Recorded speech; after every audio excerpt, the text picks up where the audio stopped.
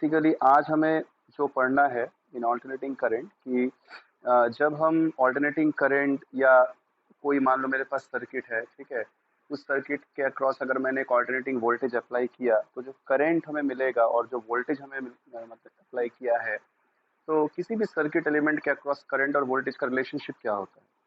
ठीक है, हमने इससे पहले हमने डीसी को लेके काम किया था। Previously we have discussed only about DC, वहाँ पे हमने ओम्स लॉ पढ़ा था। तो एसी में क्या होगा, क्या एसी में भी ओम्स लॉ फॉलो होगा या नहीं होगा, तो इन चीज़ों को हम लोग डिस्कस करेंगे। ठीक है, तो जो सबसे पहला हम लोगों का मतलब जो डिस्कशन है ओवरऑल, अगर हम लोग इसको डिस्कस करें तो द ओवरऑल हेडिंग अगर हम लोग कहें तो heading is about the AC response of various circuits, right. So this is AC response of various circuits। मतलब क्या है कि अगर हमने किसी भी सर्किट के अक्रॉस एक ऑल्टरनेटिंग ईएमएफ या वोल्टेज अप्लाई किया तो उसमें करंट और वोल्टेज का रिलेशनशिप कैसा आता है। हाउ आर द एम्पलीट्यूड्स और RMS values of current and voltage related when we apply alternating voltage across a circuit. तो इसमें से अलग अलग केसेस हमारे बनेंगे। जो हमारा पहला केस आएगा that is regarding a purely resistive circuit. The first one is known as a purely resistive circuit। मतलब इस सर्किट में हमारे पास ओनली रेजिस्टेंस है और कुछ नहीं है, right. The only parameter that we have is nothing but resistance.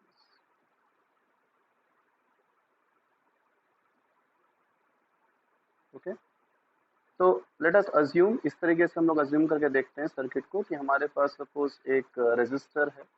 We have a resistor जिसका रेजिस्टेंस है आर, एंड इस रेजिस्टर के अक्रॉस हमने एक ऑल्टरनेटिंग वोल्टेज अप्लाई किया है। This is the symbol for alternating source.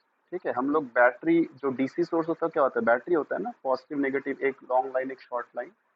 ठीक है, बट अगर हमारे पास ऑल्टरनेटिंग सोर्स हो वोल्टेज का तो हम लोग इस तरीके से इसको रिप्रेजेंट करते हैं by a wave like symbol. ठीक है, by a wave like symbol इसको रिप्रेजेंट करेंगे। अब यू नो कि जब हम किसी भी ऑल्टरनेटिंग वोल्टेज को अप्लाई करेंगे तो उसका पोलैरिटी या डायरेक्शन ऑफ करंट तो बदलता रहेगा। So let's say we are drawing this circuit and we are looking at the circuit suppose at a particular instant of time which is t, and इस instant पे जब हमने इसको देखा तो the current was suppose flowing in this direction।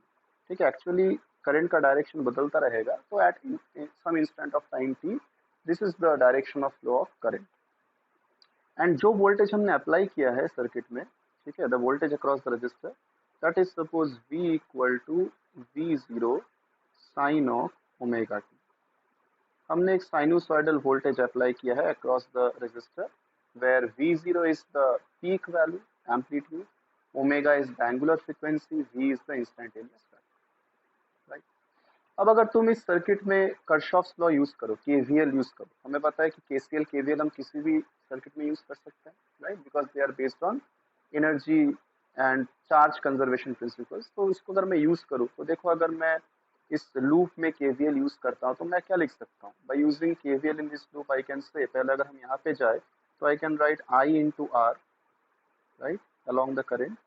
और यहाँ पे आएंगे तो करंट ऐसे है, मतलब लेफ्ट साइड पॉजिटिव होगा और राइट साइड नेगेटिव होगा पोलैरिटी वाइज।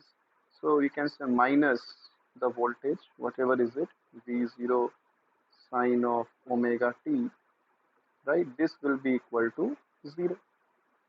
तो यानी मैं लिख सकता हूँ कि the value of I will be equal to v0 by R multiplied by sine of omega. तो यू कैन सी कि जो हमारा करंट आया वो भी साइनोसॉइडल फॉर्म में ही आ रहा है। And if I ask you that if say I0 is the amplitude of current या peak value of current, तो peak value मतलब क्या होता है, मैक्सिमम होता है ना। तुम देखो कि यहाँ पे करंट के एक्सप्रेशन में साइन है एंड साइन थीटा का मैक्सिमम वैल्यू कितना होता है। तो वी नो कि अगर हमने करंट का वैल्यू I0 पुट किया तो हमें जो भी साइन वाला पार्ट है, साइन थीटा वाला पार्ट है, साइन ओमेगा टी वाला पार्ट है, उसको हमें कितना पुट करना पड़ेगा, 1 पुट करना पड़ेगा, है ना। Because for maximum value of current this sine of omega T part should also be maximum, because बाकी दोनों पार्ट तो कांस्टेंट है। तो यानी कि हम लिख सकते हैं कि हमारा जो I0 आएगा that will be equal to V0 upon R, यानी the amplitude of current will be equal to amplitude of voltage by resistance, यानी यहाँ पे ओम्स लॉ को फॉलो कर रहा है. So in case of resistance, just like the case of DC, AC will also obey Ohm's law. But फर्क क्या है? फर्क यह है कि जब हम मेजर करते हैं तो हमें एम्पलीट्यूड तो मिलता नहीं है, क्या मिलता है? आरएमएस वैल्यू मिलता है. अब अगर मैं यहीं पे आरएमएस वैल्यू को लिखना चाहूँ, कल हमने डिस्कस किया था कि किसी भी साइनोसॉइडल वोल्टेज या करंट के लिए आई आरएमएस जो होता है, आरएमएस वैल्यू ऑफ करंट, वो कितना होता है? It is equal to the amplitude divided by √2, यानी हम इसको लिखेंगे क्या? V0 by √2R, and you know V0 by √2 is nothing but VRMS. यानी घूम फिर के मेरा बात क्या आया कि जो इफेक्टिव वैल्यू ऑफ करंट होगा it will be equal to the effective value of voltage divided by resistance, right. यानी एसी में भी डीसी का ही रूल फॉलो हो रहा है. ओनली डिफरेंस क्या है कि हमें करंट को आरएमएस करंट से रिप्लेस करना है और वोल्टेज को आरएमएस वोल्टेज से रिप्लेस करना है. Is that clear? यहां तक क्लियर हुआ?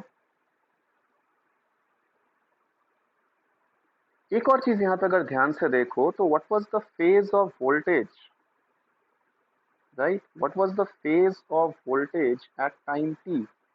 फेज मतलब क्या होता है? ये चीज क्लास 11 में हम लोग कई बार पढ़ चुके हैं कि जब कोई ऑसिलेटिंग क्वांटिटी होता है तो जो कांस्टेंट पार्ट है उसका नाम एम्पलीट्यूड है, और जो साइन या कॉस के अंदर वाला पार्ट है जो टाइम के साथ चेंज कर रहा है वो फेज है. तो यहाँ पे मेरा वोल्टेज का फेज कितना है? Omega T. करंट का भी फेज कितना है? Omega T. यानी हम क्या कहेंगे कि phase of voltage at time T which is omega T and phase of current at time t which is omega t, they are same. Yani we can say that in a resistive circuit I and V, current and voltage, will be in the same phase. अब इस same phase में होने का मतलब क्या है? अगर हम इसको डायग्रामेटिकली समझना चाहे, if you want to understand that what is the meaning of same phase by a diagram, अगर इसको हम विजुअलाइज करना चाहे तो हमें इसका ग्राफ बना के देखना पड़ेगा, ठीक है? क्योंकि ये साइन या कॉस टाइप फंक्शन में वेरी कर रहा है, वेरिएशन है. तो सेम फेज में होने का मतलब है कि जो वेव फॉर्म होगा, जो ग्राफ का फॉर्म होगा, शेप होगा, वो करंट और वोल्टेज दोनों के लिए सेम होगा. यानी जब वोल्टेज जीरो है करंट भी जीरो होगा, जब वोल्टेज मैक्सिमम पे जाएगा करंट भी मैक्सिमम पे जाएगा, जब वोल्टेज नेगेटिव में मैक्सिमम में आएगा करंट भी नेगेटिव मैक्सिमम में आएगा. दोनों का जो शेप ऑफ वेव फॉर्म होगा बिल्कुल सेम होगा. अब इस चीज को ड्रॉ करने के लिए जो तरीका है, ठीक है, बुक में डायग्राम्स दिया होता है, बट अधिकतर टाइम क्या होता है कि हम इन डायग्राम्स कैसे बनाने हमें पता नहीं होता. तो डायग्राम को बनाने के लिए देखो क्या करोगे. सबसे पहले देखो ग्राफ कैसे बनाते हैं. हमें पता है ग्राफ बनाने के लिए हमें एक वाई एक्सिस और एक एक्स एक्सिस चाहिए होता है. किसी भी करंट को या वोल्टेज को या सिग्नल को अगर तुम्हें दिखाना है टाइम वेरिएशन, तो ऑब्वियसली एक्स एक्सिस में क्या आएगा? टाइम आएगा, या तो ओमेगा टी आएगा if you want to plot in terms of angle, और वाई एक्सिस में क्या आएगा? जो भी सिग्नल है, करंट है या वोल्टेज है, वो आएगा. तो हमें करना क्या है? सबसे पहले हमें टाइम के वैल्यूज लेने हैं. टाइम के वैल्यूज हम क्या लेंगे? तो याद रखना कि when we plot the graph we will plot for one complete cycle, और इस एक कंप्लीट साइकिल को हम क्वार्टर्स में डिवाइड करेंगे, 1/4 करके डिवाइड करेंगे. तो सबसे पहले हम 0 से स्टार्ट करेंगे, उसके बाद हम लेंगे कैपिटल टी मतलब टाइम पीरियड का 1/4, फिर और 1/4 लोगे तो हाफ, फिर एक और 1/4 लोगे तो कितना बन जाएगा? 3t/4, and finally will take T, right. अब जो हमने फॉर्म लिखा था करंट या वोल्टेज का, वहां पे अंदर में टाइम तो नहीं था, क्या था? ओमेगा इंटू टाइम था. तो अब हम लोग corresponding values of omega into T को लिखेंगे. कैसे लिखोगे? तो ओमेगा इंटू जीरो कितना होता है? 0 होता है. देखो मैंने तुम लोगों को बताया था कि ओमेगा मतलब 2π/कैपिटल टी. यानी सिंपल बात है कि जब भी हम ओमेगा के साथ एंगुलर फ्रीक्वेंसी के साथ टाइम पीरियड को मल्टीप्लाई करेंगे, हमेशा रिजल्ट क्या आएगा? 2π आएगा रेडियन में, है ना. Whenever you multiply the angular frequency by the time period, the angle will be 2π, 360 degree. तो ये t/4 है, तो 2π/4 करने से कितना बचता है? π/2 बचता है, यानी 90 डिग्री एंगल बन जाएगा। t/2 करने से कितना बचेगा, पाई बचेगा। 3t/4 करने से क्या बचेगा, 3π/2 बचेगा, 270 डिग्रीज, है ना। एंड फाइनली t के लिए ये एंगल बन जाएगा 2π। ठीक है, तो हमने ओमेगा टी निकाल लिया। Now we have to plot the values of voltage and current. तो वोल्टेज और करंट दोनों के वेव फॉर्म में कौन सा फंक्शन था, साइन फंक्शन था। So let us plot the values of sine of omega T. अब तुम बाकी टाइम वाइम भूल जाओ, तुम साइन ऑफ ओमेगा टी को देखो। सबसे पहले मेरा ओमेगा टी का वैल्यू कितना है, 0 है। साइन ऑफ 0 कितना होता है, 0 होता है, ये हमें पता है। अगला कितना है, π/2 रेडियन मतलब 90 डिग्री, साइन 90 कितना होता है, 1 + 1। ठीक, अगला कितना है, पाई 180 डिग्री, साइन पाई कितना होता है, 0, ये हम लोग पहले कर चुके हैं। ठीक है, उसके बाद कितना है, 3π/2 270 डिग्री, साइन ऑफ 270 डिग्री कितना होता है, -1, और फिर से साइन ऑफ 360 डिग्री या 2π कितना होता है, 0। तो हमने जो फेस पार्ट है उसको हमने एंगल में कन्वर्ट कर लिया। अब फाइनली हमें क्या करना है, हमें करंट और वोल्टेज के वैल्यूज लिखने हैं। तो let me right the voltage values first. Voltage का फॉर्मूला देखो, वोल्टेज का फॉर्मूला क्या था, V0, वोल्टेज का फॉर्मूला था V0 into sine of omega T. तो साइन ऑफ ओमेगा टी का पहला वैल्यू कितना है, 0, इंटू V0 करने से 0 आएगा। अगला वैल्यू कितना है, +1, तो क्या बचेगा इंटू करने से, +V0, फिर से 0, फिर -V0, finally 0। And finally if you want to plot the values of current, इस चीज को अगर तुमने समझ लिया कि टाइम सैम्पलिंग कैसे करना है, तो तुम ऐसे कोई भी ग्राफ को प्लॉट कर सकते हो। अगर तुम्हें करंट के वैल्यूज प्लॉट करने हैं तो करंट का फॉर्मूला फाइनली क्या आया, देखो, अगर I0 = V0/R है, यानी हम करंट को क्या लिखेंगे, I = V0/R की जगह लिखेंगे I0 मल्टीप्लाइड बाई साइन वाला पार्ट एज इट इज रहेगा, है ना। यही तो आया था हमारा फॉर्मूला। तो यानी कि जब omega T sine omega T 0 है, करंट भी 0 होगा। जब साइन ओमेगा टी +1 है, करंट भी मैक्सिमम होगा, बट वो होगा +I0। ये कितना होगा, 0, फिर कितना आएगा, -I0, फिर से आ जाएगा 0। Now these values we have to plot on a graph paper. तो हम एक ग्राफ बनाते हैं। सबसे पहले हम लोग y एक्सिस पे प्लॉट करेंगे करंट या वोल्टेज को, और x एक्सिस पे हम लोग प्लॉट करेंगे किसको, टाइम को या ओमेगा टी को, दोनों में से कोई एक, आइदर यू प्लॉट टाइम और यू प्लॉट ओमेगा टी। तो मैं यहाँ पे टाइम को प्लॉट कर रहा हूँ, यहाँ पे मैं करंट या वोल्टेज को प्लॉट कर रहा हूँ। ठीक है, तो on the y axis I will plot I और V, दोनों को एक साथ प्लॉट करके देखेंगे। पहले टाइम का सैंपल बनाते हैं, तो दिस इज 0। उसके बाद पहला इंटरवल हमने क्या लिया था, याद करो, the first interval we have taken is the first interval we have taken is T/4। उसके बाद अगला जो इंटरवल था वो हमने लिया था कितना, T/2। उसके बाद हमने लिया था 3T/4, एंड फाइनली कितना होगा, T होगा, दिस इज T।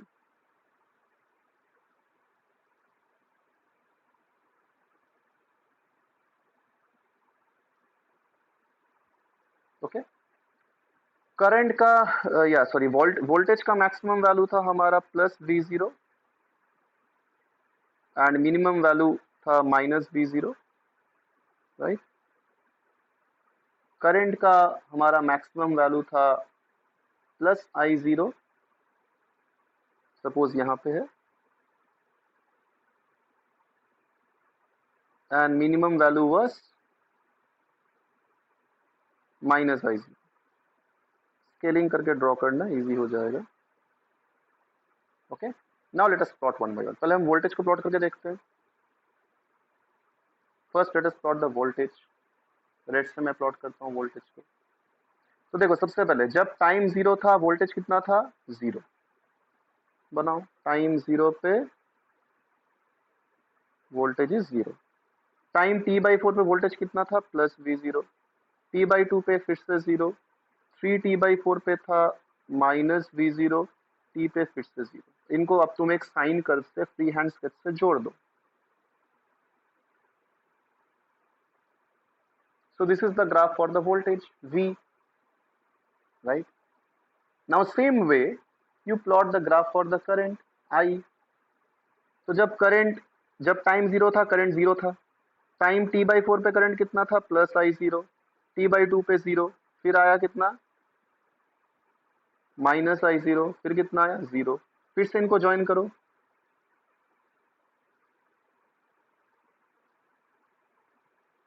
तो देखो जब इस ग्राफ को देखोगे दोनों ग्राफ को तो क्या दिख रहा है कि जब वोल्टेज हुआ मैक्सिमम करंट भी हुआ मैक्सिमम, जब वोल्टेज जीरो है करंट भी जीरो है, जब वोल्टेज नेगेटिव में गया करंट भी नेगेटिव में गया, दोनों का जो वेव फॉर्म है वो बिल्कुल एक जैसा है, right? Both of them have identical wave forms. This is the meaning of being in same phase. तो इस ग्राफ को देख के भी हम कह पाएंगे कि voltage and current are in the same phase, right? यानी अगर हम एक रेजिस्टर के अक्रॉस डीसी अप्लाई करे और सेम आरएमएस वैल्यू का एसी अप्लाई करे, दोनों में कोई फर्क नहीं पड़ेगा, right? So resistor can not distinguish between AC और DC if they have the same effective values.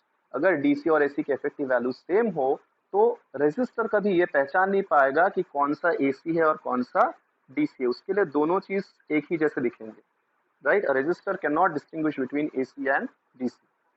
बात क्लियर हुआ?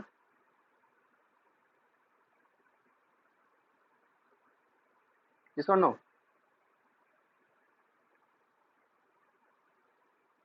क्लियर है यहाँ तक? कोई कंफ्यूजन?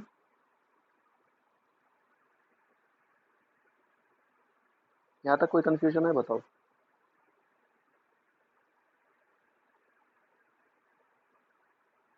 तो मान लो अगर तुम्हें ये क्वेश्चन कहा जाए, सिंपल एक क्वेश्चन अगर मैं पूछूं कि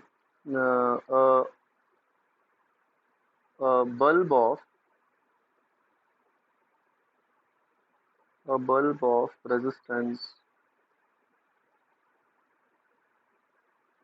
100 ohm is connected across a 220 volt 50 hertz supply,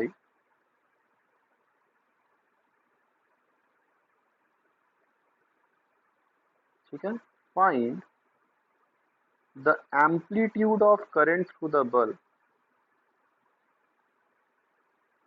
Find the amplitude of current through the bulb.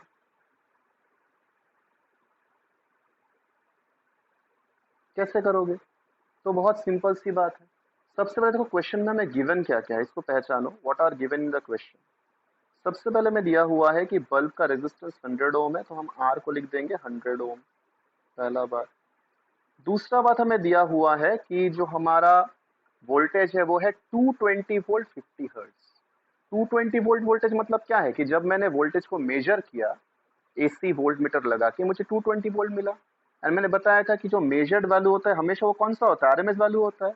यानी according to question our V RMS जो होगा that is 220 volt. Remember 220 volt supply मतलब आरएमएस वैल्यू इज 220। इसके अलावा हमारा frequency 50 है, तो हम लिख सकते हैं कि जो ओमेगा होगा वो कितना होगा? Omega means 2 pi times of the frequency, तो यानी कि 100 पाई रेडियन पर सेकेंड हम कह सकते हैं, right? The value of omega will B 100 pi radian पर सेकेंड। इसका हमें जरूरत नहीं है वैसे। अब क्वेश्चन में पूछा जा रहा है find the amplitude of current, यानी कि हमें निकालना है आई जीरो। हमने अभी पढ़ा कि आई जीरो इक्वल टू क्या होता है? V zero by R. पर क्या क्वेश्चन में वी जीरो दिया हुआ है? नहीं दिया हुआ है, वी आर एम एस दिया हुआ है। Now how are they related? V R M S is V zero by √2, तो वी जीरो कितना होगा? √2 multiplied by V R M S होगा, राइट? Divided by R. तो just put down the values, तो कितना आ जाएगा? 220 √2 divided by 100, this much ampere. यानी हम कह सकते हैं कि 2.2 इंटू √2 एम्पियर। तुम चाहो तो ऐसे भी छोड़ सकते हो, अगर तुमने √2 का वैल्यू मल्टीप्लाई कर दिया you will get the result कि कितना एम्पियर होगा। Is that clear?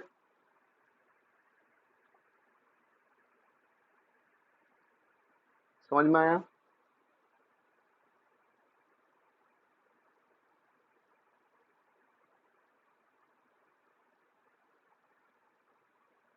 क्वेश्चन समझ में आया? यस और no?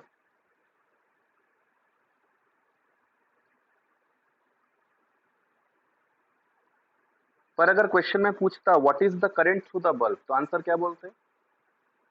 What is the current through the bulb, तो आंसर क्या होता?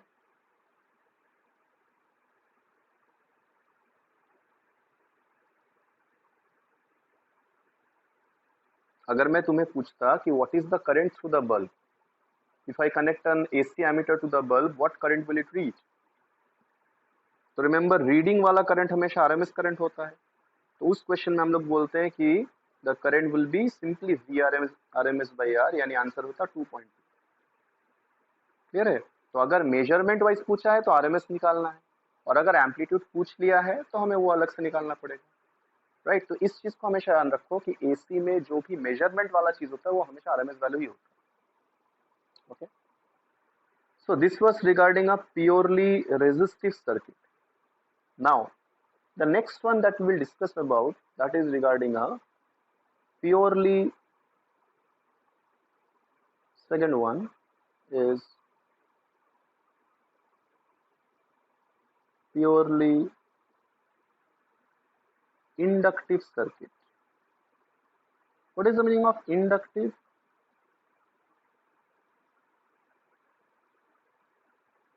इंडक्टिव मतलब इसमें कौन सा सर्किट एलिमेंट या कौन सा प्रॉपर्टी आएगा, सोचो।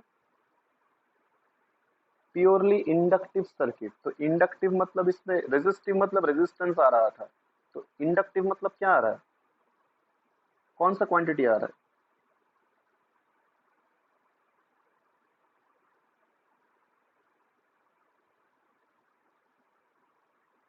विच क्वांटिटी इज कमिंग? अगर रेजिस्टिव सर्किट में हमारे पास रेजिस्टेंस इज कमिंग, तो इंडक्टिव में क्या आएगा? पिछले चैप्टर में हमने पढ़ा ना, क्या आएगा? इंडक्टेंस। राइट? यानी कि यहाँ पे हमने एक कॉइल लिया है which is of self inductance L, and इस कॉइल के साथ हमने एक ऑल्टरनेटिंग वोल्टेज सोर्स को कनेक्ट किया है। And suppose when we are looking at the circuit at a certain instant of time, say T, तो हमें दिखा कि करंट ऐसे जा रहा है एंड इट इज इंक्रीजिंग।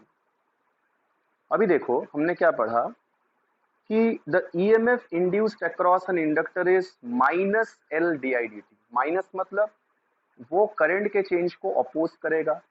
तो जब करंट लेफ्ट टू राइट बढ़ने का कोशिश करेगा, तो इंड्यूस्ड ईएमएफ चाहेगा एक ऐसा करंट बनाना जो राइट टू लेफ्ट जाए, ताकि वो इंक्रीज ऑफ करंट को काउंटर कर सके। और अगर ये इंडक्टर एक बैटरी जैसा काम करता है which is sending current in the right to left direction, यानी ऑब्वियसली लेफ्ट साइड क्या होगा, पॉजिटिव, और राइट साइड क्या होगा, नेगेटिव। ऐसे ही होगा ना, तभी तो ये इस तरीके से ऑपोजिट डायरेक्शन में करंट को सेंड कर पाएगा, काउंटर कर पाएगा उसके चेंज को। Right? So when the current through the circuit will increase from left to right, when the magnetic flux will increase from left to right, it will try to develop an opposing current, उस flux change को decrease करना चाहेगा। तो as a result of that इस तरीके से हमारा polarity बनेगा। ठीक है? तो if you now use KVL, तो तुम क्या लिखोगे? हमें पता है कि वोल्टेज अक्रॉस इंडक्टर, देखो induced EMF across inductor is minus L D I T T, but the minus stands for the polarity.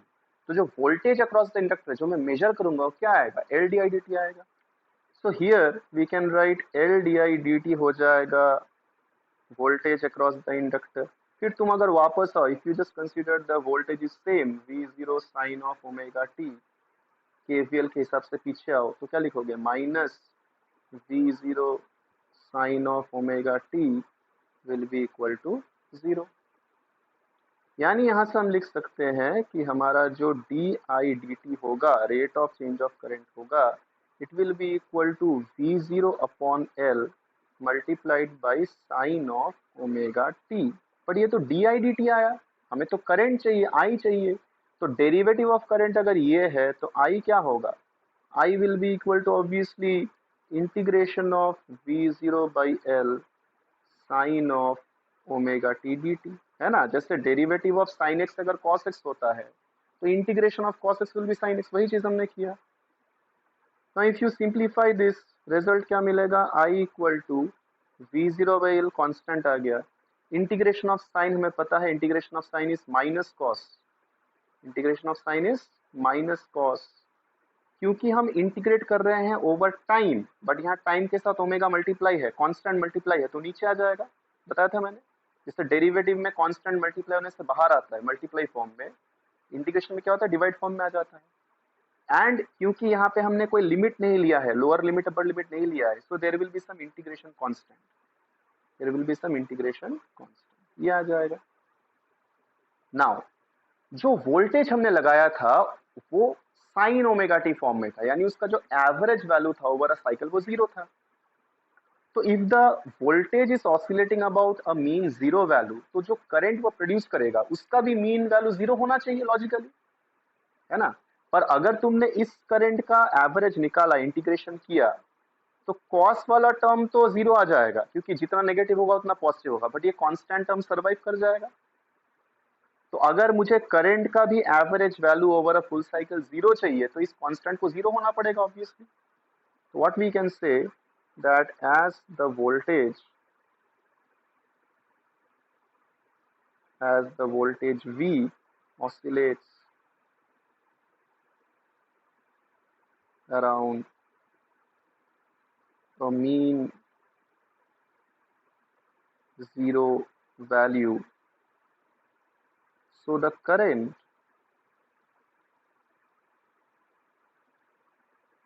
I must also have a mean value of zero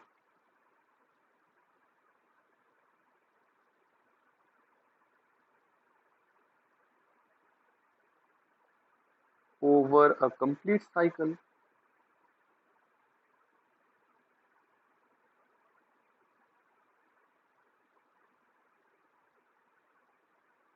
Therefore, the integration constant, जो integration constant हमने ऊपर लिखा है, its value should be zero. तो finally हम लिख पाएंगे कि जो हमारा I आएगा वो कितना आएगा, the value of I will be minus V0 by omega L multiplied by cos of omega T, ऐसा आ जाएगा. अब देखो, जब भी हम ग्राफ ड्रॉ कर रहे थे, हम फेस कंपेयर कर रहे थे करंट का वोल्टेज का, तो फेस कंपेयर करने के लिए हमें दोनों का वेव फॉर्म सेम रखना पड़ेगा. अगर वोल्टेज साइन में है तो करंट भी साइन फॉर्म में होगा, अगर वोल्टेज कॉस फॉर्म में, करंट भी कॉस फॉर्म में होगा.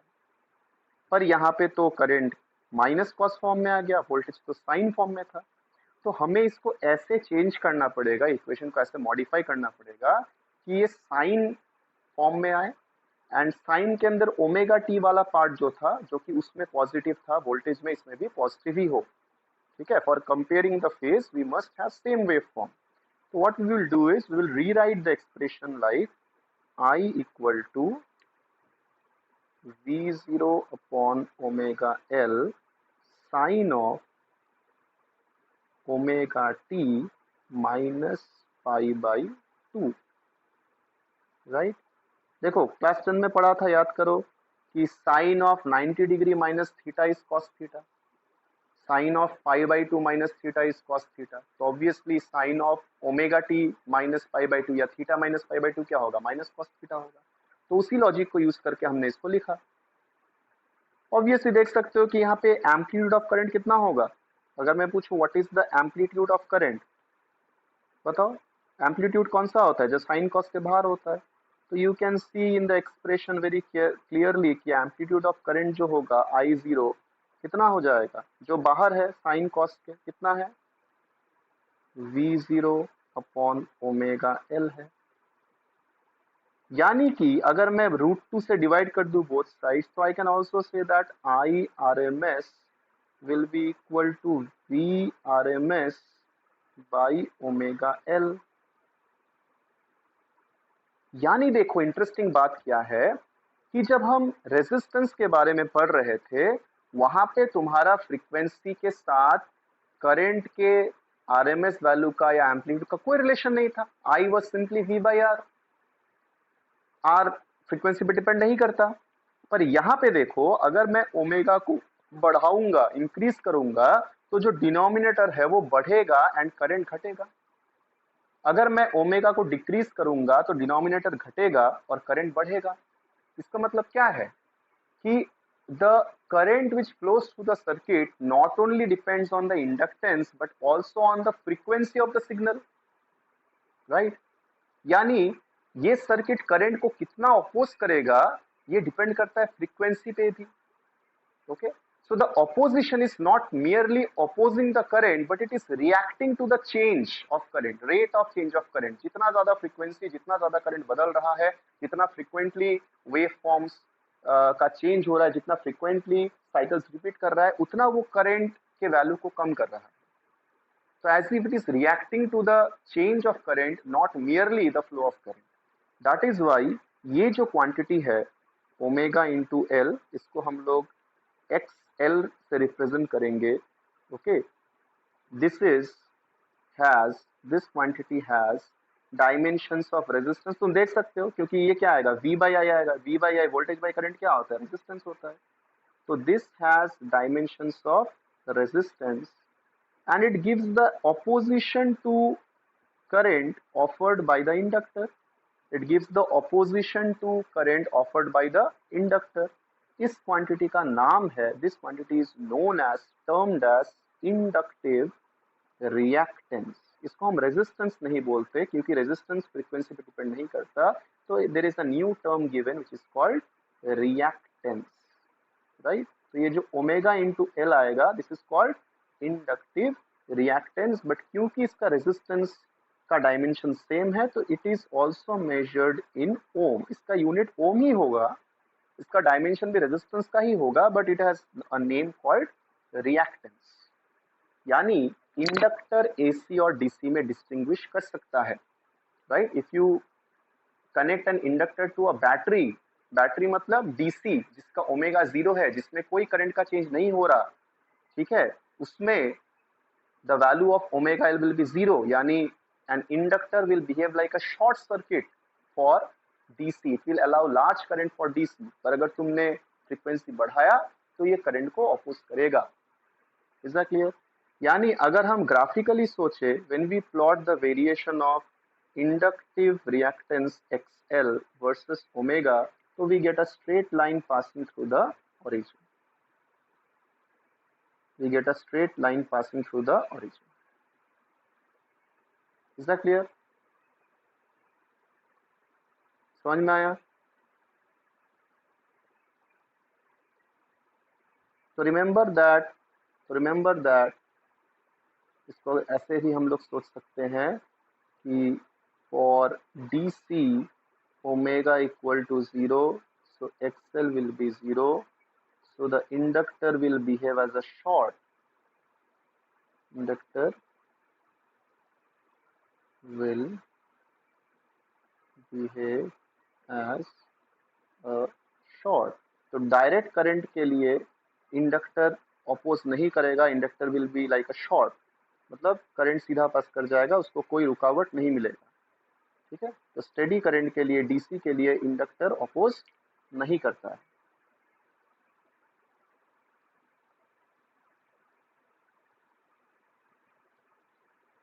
Okay, is that clear? क्या बताया मैंने?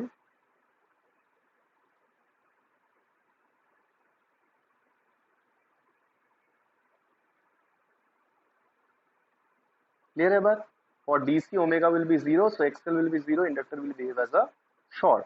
यानी इंडक्टर क्या करता है, इंडक्टर लो फ्रीक्वेंसीज को पास करने देता है। For low frequencies it applies small resistance या it applies small reactance. For high frequencies it applies large reactance और रेजिस्टेंस।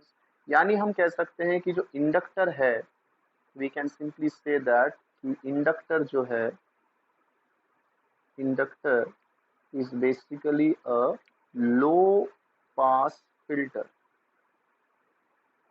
इंडक्टर क्या है? लो पास फिल्टर है। फिल्टर मतलब जो अलग अलग चीजों में डिस्टिंग्विश कर सकता है। तो यहाँ पे डिस्टिंग्विश कर पा रहा है ना, डीसी को और एसी को डिस्टिंग्विश कर पाएगा। डीसी के लिए लो रेजिस्टेंस एसी के लिए हाई रेजिस्टेंस या high reactance, so that is why inductor is a low pass filter, right. यानी सिंपली वी कैन से कि फाइनली हमारा जो करंट दिखेगा वो कैसा दिखेगा, I equal to I0 multiplied by sine of omega T minus five by. अब मुझे बताओ वोल्टेज का फेज कितना था, जो हमने इनिशियली कंसिडर किया था वोल्टेज, उसका फेज कितना था, ओमेगा टी था। यहाँ पे फेज कितना है, omega T minus pi by to है, पीछे चल रहा है ना, पाई बाई टू कम है। यानी we can say that for a purely inductive circuit, for a purely inductive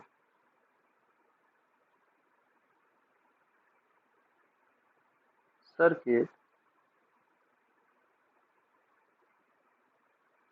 current lags behind voltage, पीछे चलता है, और V leads I, voltage lead करता है, आगे चलता है करंट के, बाई फेज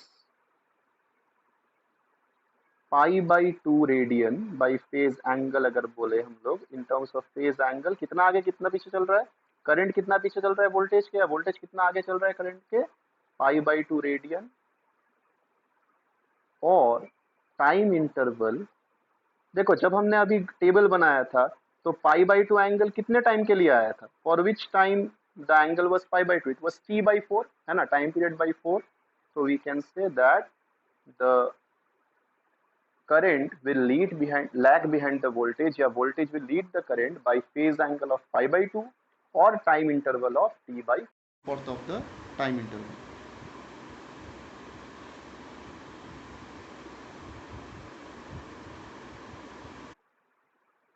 ठीक है, so the point I was telling, disconnect हो गया एनीवे।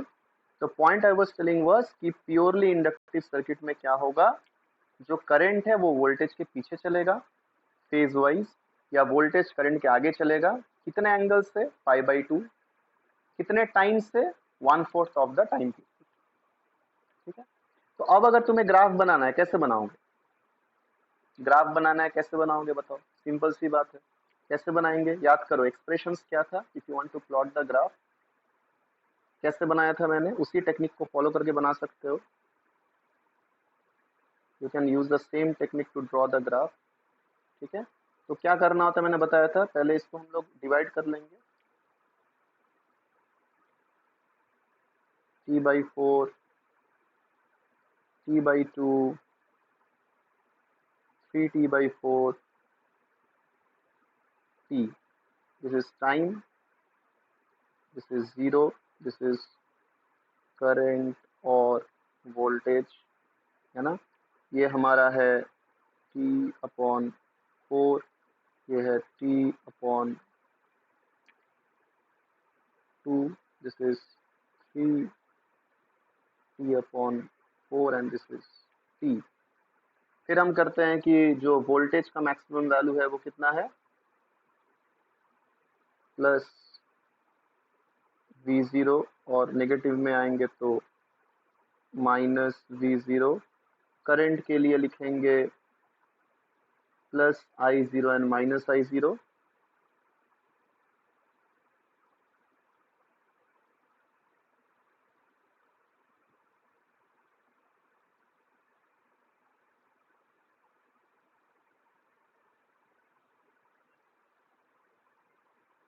ठीक है, अब एक्सप्रेशन को याद कर लो, सिंपल, मेन एक्सप्रेशन को याद कर लो। मेन एक्सप्रेशन क्या था हमारा, याद है,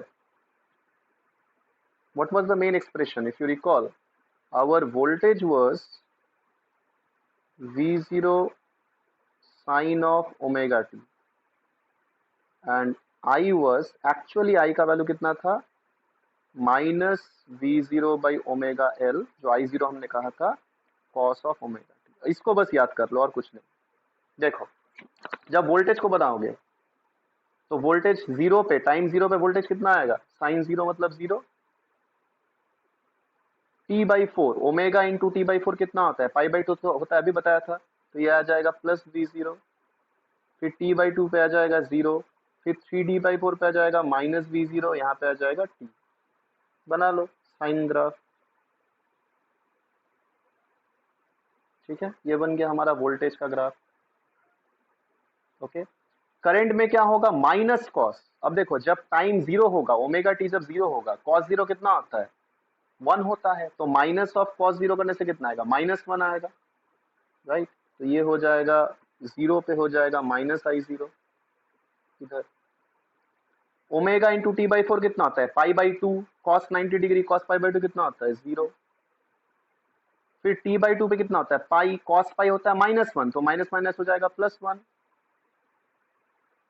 ठीक है, 3t/4, 3π/2, cos of 3π/2 is 0। And omega t, omega जब कैपिटल टी के साथ मल्टीप्लाई होगा 2 पाई बन जाएगा, cos ऑफ 2 पाई इज 1, है ना। यानी ये आ जाएगा तुम्हारा +1 और माइनस बाहर है तो -I0 फिर से। तो अब अगर ज्वाइन करोगे तो ऐसा बनेगा, right. So this is how you will draw the graph for current and voltage for this particular situation. समझ में आया। अब तुम देखो ध्यान से कि अगर तुमने ऊपर वाले ग्राफ को देखा, ध्यान से देखो ऊपर वाले ग्राफ को, ठीक है, या तुम नीचे वाले ग्राफ को भी देखो। जो ऊपर वाला ग्राफ का साइन फॉर्म है, तुम अगर यहाँ पे एक और हाफ 1/4 साइकिल बनाते, ऐसा आता ना, एक और अगर 1/4 साइकिल बनाते, कुछ ऐसा आता।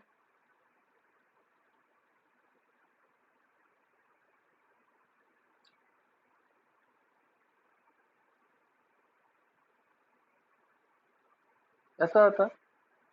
तो अगर तुम देखो ऊपर वाले ग्राफ को देखो, रेड वाले ग्राफ को देखो, और ये जो ब्लू वाला ग्राफ है, t/4 छोड़ के देखो, मतलब t/4 जो था, टाइम t/4 वहां से देखो, दोनों का शेप सेम है। जो रेड वाला ग्राफ है और t/4 के बाद जो ग्राफ है ब्लू वाला, उसका शेप सेम है, राइट। यानी कि अगर मेरा ये ग्राफ जो है, अगर करंट वाला जो ग्राफ है वो t/4 पहले से स्टार्ट हुआ होता, तब जाके मैच कर जाता, है ना। यानी कि एक्चुअल में वो पीछे चल रहा है, कितना पीछे चल रहा है, t/4 पीछे चल रहा है। Okay, so that is how from the graph also we can tell that the current is lagging behind the voltage, या voltage is leading the current by t/4 या π/2। क्योंकि देखो अगर तुम वोल्टेज का अगर तुम ये t/4 वाला एक्स्ट्रा पार्ट हटा दो, ठीक है, तो तब भी इसका जो नेचर होगा वो इसका जस्ट उल्टा में आ जाएगा, अपोजिट में आ जाएगा। इज दैट क्लियर, समझ में आया क्या बता रहा हूँ। ठीक है, so this is how we will draw the graph for current versus voltage. Clear है यहाँ तक।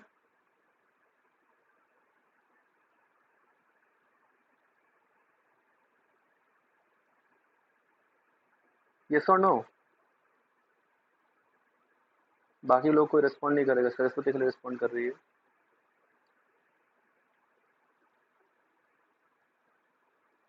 समझ आ गया। तो ये जो ग्राफ बनाने का जो टेक्निक है, इसको अगर समझ लोगे अच्छे से तो बहुत इजी हो जाएगा। एग्जाम में कई बार ग्राफ बनाना आता है, तो जस्ट हमें समझना है कि कैसे हम लोग उसको सैंपल करेंगे, कितना कितना टाइम इंटरवल लेंगे और कैसे उसे प्लॉट करना है, दैट्स इट। ओके, तो हमने पढ़ा अबाउट प्योरली रेजिस्टिव, मतलब खाली रेजिस्टेंस। फिर हमने पढ़ा प्योरली इंडक्टिव, मतलब खाली इंडक्टेंस। तो आखिरी क्या बचेगा बताओ, और क्या हो सकता है सेम वे में, क्या होना चाहिए। इससे पहले हमने क्या क्या सर्किट एलिमेंट्स पढ़ा हुआ है, हमने पढ़ा है, हाँ बोलो।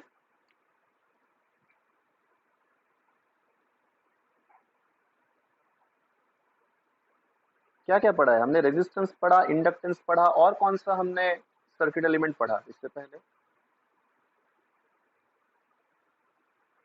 कैपेसिटर पढ़ा, कैपेसिटेंस पढ़ा।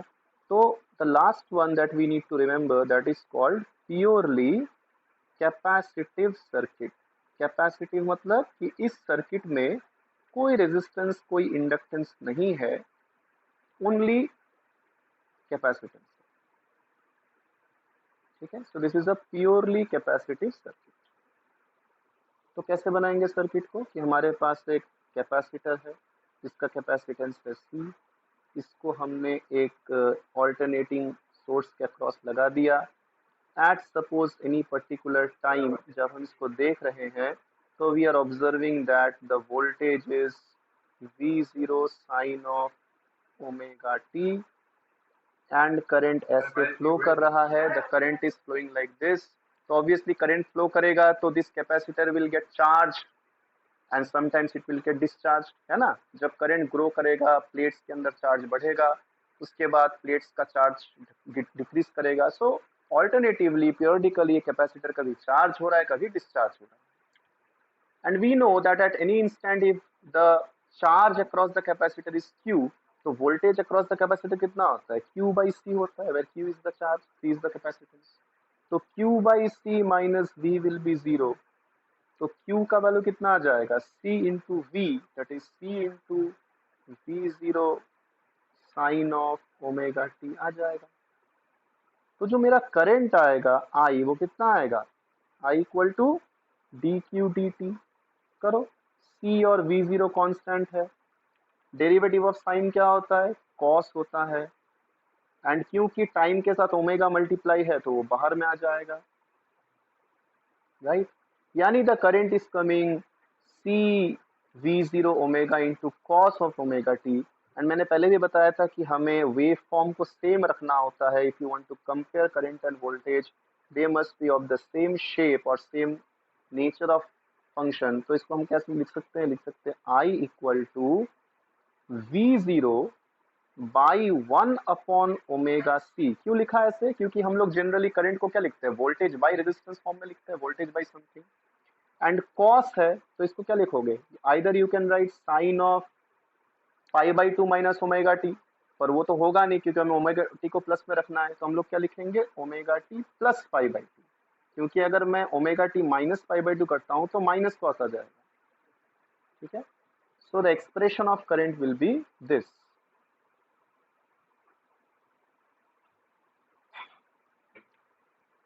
यानी कि पहला चीज हम क्या बता सकते हैं कि जो हमारा एम्पलीट्यूड ऑफ करंट होगा,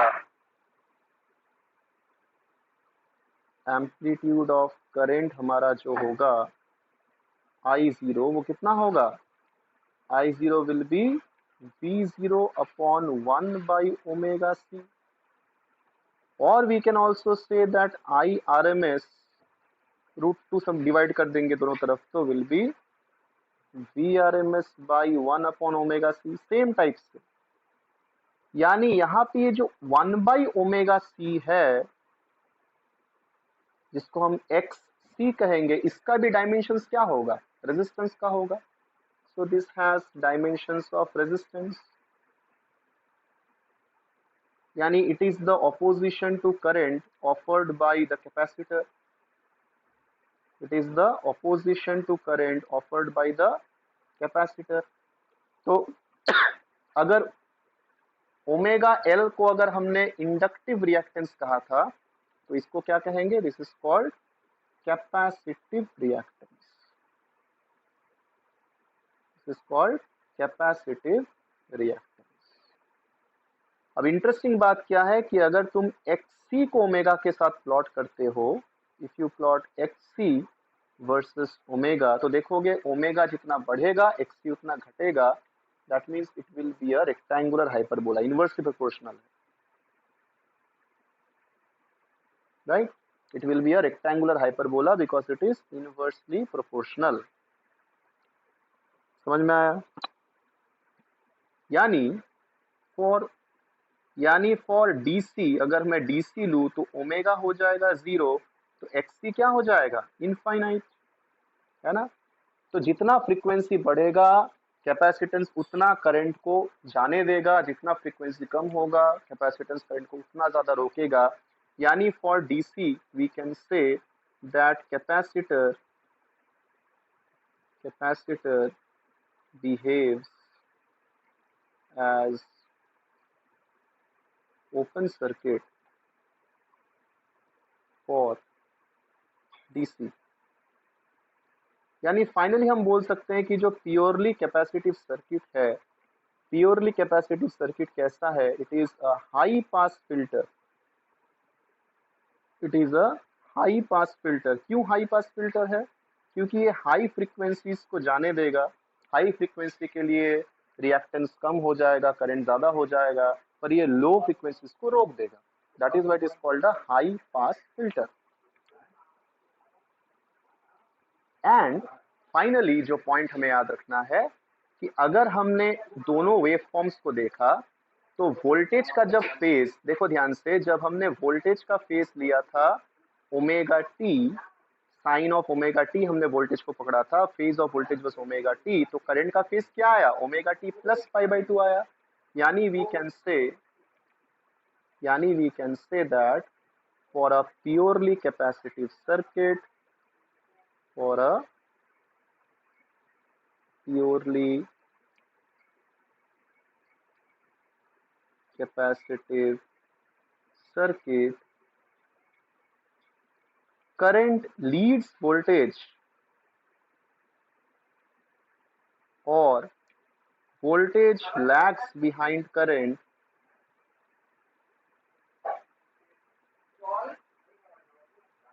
by phase angle pi by 2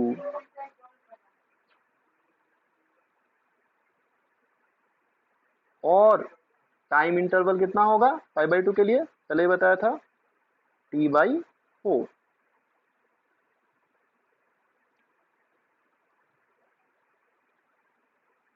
ठीक है, राइट? तो now you can easily understand कि ग्राफ कैसे बनाना है, and I hope you can draw the graph now. बना सकते हो इसका ग्राफ, आई और वी का वर्सेस टाइम? यस और नो? बन जाएगा, बहुत सिंपल है। जैसे उसमें बनाया था, अभी जो हमने बनाया था सेम फॉर्म में बनाओगे, कोई डिफरेंस नहीं है। एक होगा साइन, दूसरा होगा प्लस कॉस। उधर माइनस कॉस था, इधर प्लस कॉस होगा, बाकी सब कुछ सेम रहेगा। तो एज इट इज हम लोग ये जीरो मार्क करेंगे सबसे पहले।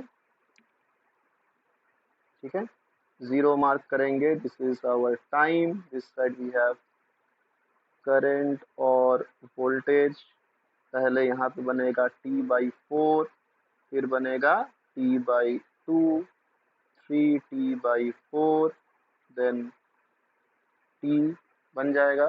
ठीक है, intervals, and then you will mark the peak values for voltage and current. This is suppose plus v0। Step by step करोगे तो इजी हो जाएगा, कोई दिक्कत नहीं होगा। Minus v0 for current, I will right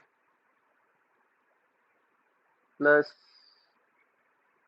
I0 minus I0। तो voltage वाला ग्राफ तो साइन फॉर्म में आएगा, पता चल गया कैसे बनाना है। 0 पे 0, t बाई 4 पे प्लस, t बाई 2 पे 0, 3t बाई 4 पे माइनस, t पे 0, ज्वाइन कर दोगे। तो this is the graph for voltage, right?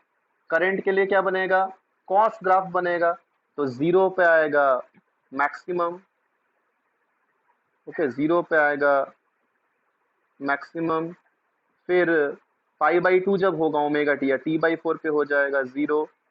ठीक है, टी बाई 2 पे हो जाएगा नेगेटिव, क्योंकि कॉस पाई नेगेटिव 1 होता है, फिर से 0 एंड फिर से प्लस 1, राइट? तो if you just join the points you will get the graph for current.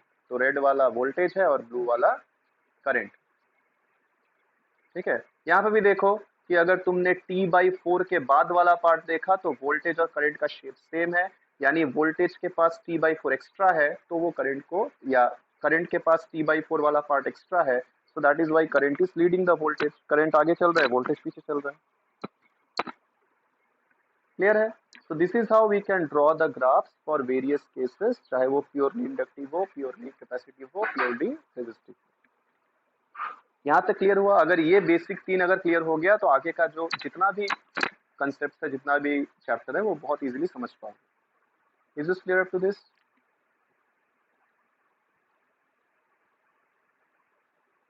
यहाँ तक कोई कंफ्यूजन है किसी को?